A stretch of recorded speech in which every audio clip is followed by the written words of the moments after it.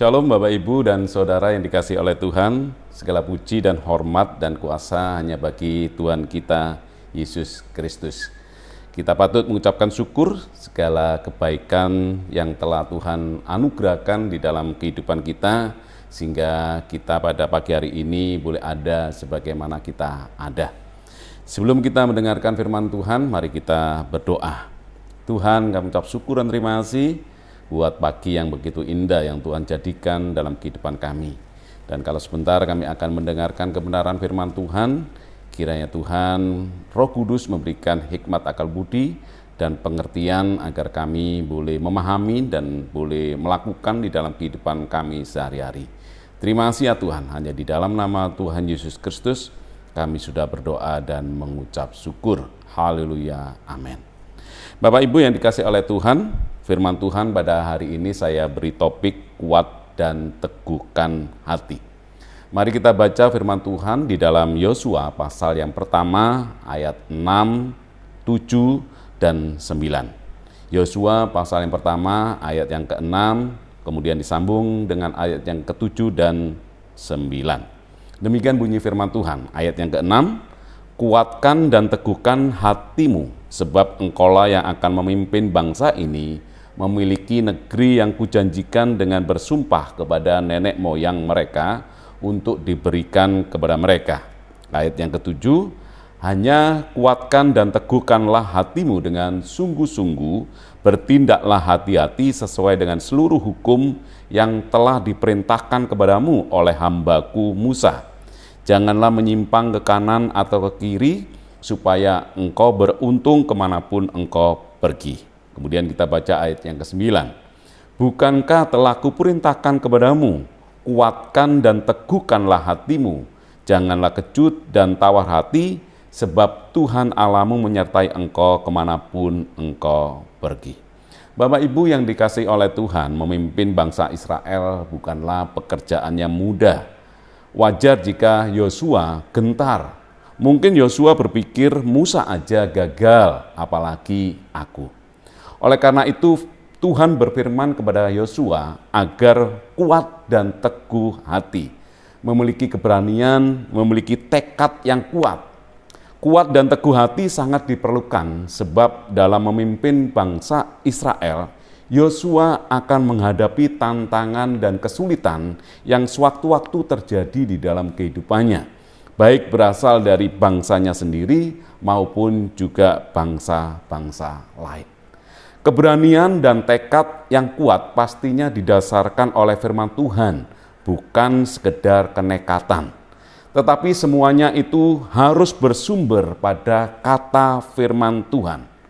Kata kuatkan dan teguhkan hatimu diulang sebanyak 3 kali. Dan itu menunjukkan betapa penting dan perlu diperhatikan oleh Yosua.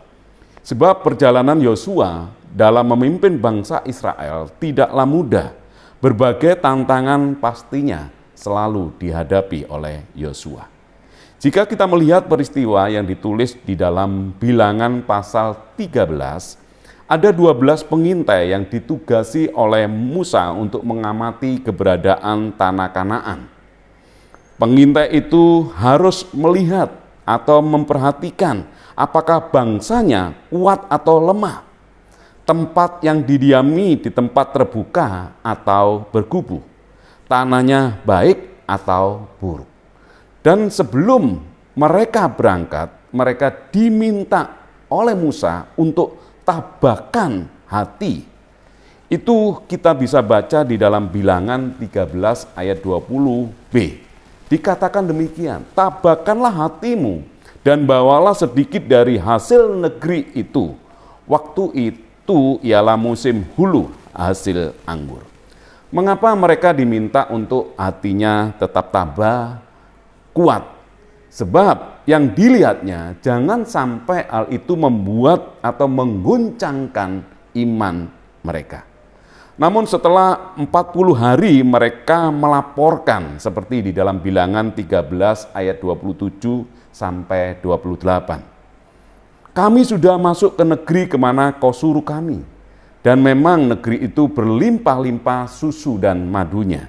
Dan inilah hasilnya, hanya bangsa yang diam di negeri itu kuat-kuat, dan kota-kotanya berkubu dan sangat besar. Juga keturunan Enak telah kami lihat di sana.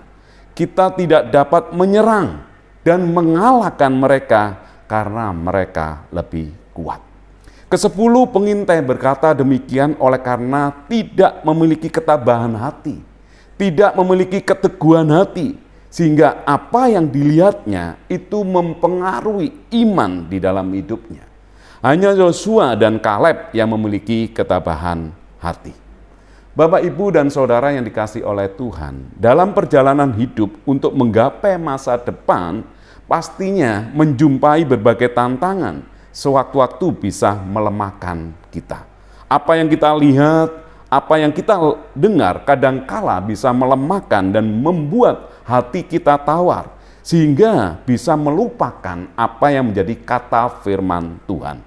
Namun sebagai orang yang percaya, jangan menjadi lemah.